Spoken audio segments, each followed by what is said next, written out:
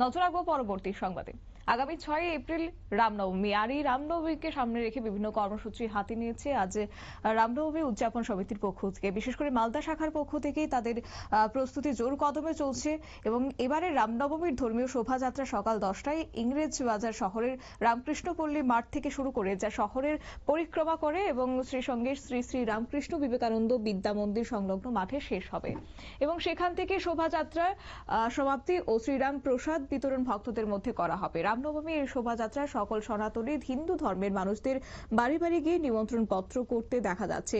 ইংরেজবাজার পৌরসভার ওয়ার্ডগুলিতে সমস্ত ওয়ার্ডে রামনবমী উদযাপন কমিটির সদস্যরা বাড়ি বাড়ি গিয়ে নিমন্ত্রণ পত্র দিতে দেখা গিয়েছে। কি রয়েছে তাদের বক্তব্য শুনুন। 6 এপ্রিল পুরুষোত্তম শ্রী রামচন্দ্রের জন্মদিন এবং শ্রী রামচন্দ্র এমনই একজন মানে কি বলবো, একটা ঐতিহাসিক বলুন, সাংস্কৃতিক বলুন, ধর্মীয় সাংস্কৃতিক বলুন, তিনি এমনই একজন মহা ক্যারেক্টার, এমনই একজন চরিত্র যিনি আমাদের সনাতনীদের হৃদয়ে বিরাজমান।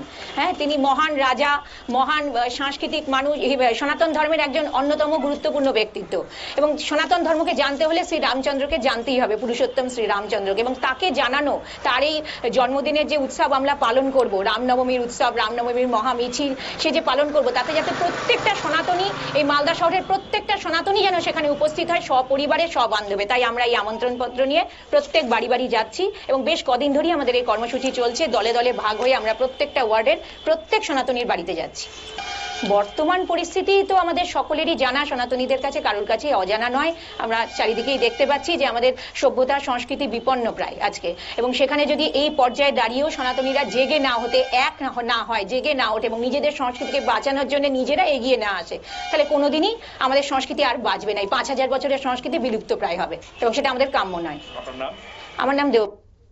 আপনারা শুনলেন তাদের বক্তব্য, অর্থাৎ নিমন্ত্রণ পত্র বিতরণ তারা করছেন এবং তারই মধ্যে সকলের মুখে জয় শ্রীরাম ধ্বনি। রামনবমী উদযাপন কমিটির কার্যকারী সম্পাদক কাজল গোস্বামী তিনি অবশ্য জানিয়েছেন যে এই বছর রামনবমীতে তাদের যা আশা, প্রায় লক্ষাধিক রাম ভক্তদের সমাগম হবে এবং তারা এও বলেন যে সকল রাম ভক্তরা সনাতনী হিন্দুদের কাছে গিয়ে রামনবমী শোভাযাত্রায় যাতে অংশগ্রহণ করে সেই বিষয়ে নিমন্ত্রণ পত্র প্রত্যেকেই বিতরণ করছেন এবং রামপ্রসাদ গ্রহণ করে প্রত্যেকেই আশা রাখছেন যে আগামী এই রামনবমীকে সামনে রেখে 6 এপ্রিল যে কর্মসূচি তারা হাতে নিয়েছে তা অত্যন্ত সাফল্যমণ্ডিত হবে। নিয়ে নিচ্ছি ছোট্ট একটি বিজ্ঞাপন বিরতির সঙ্গে থাকুন।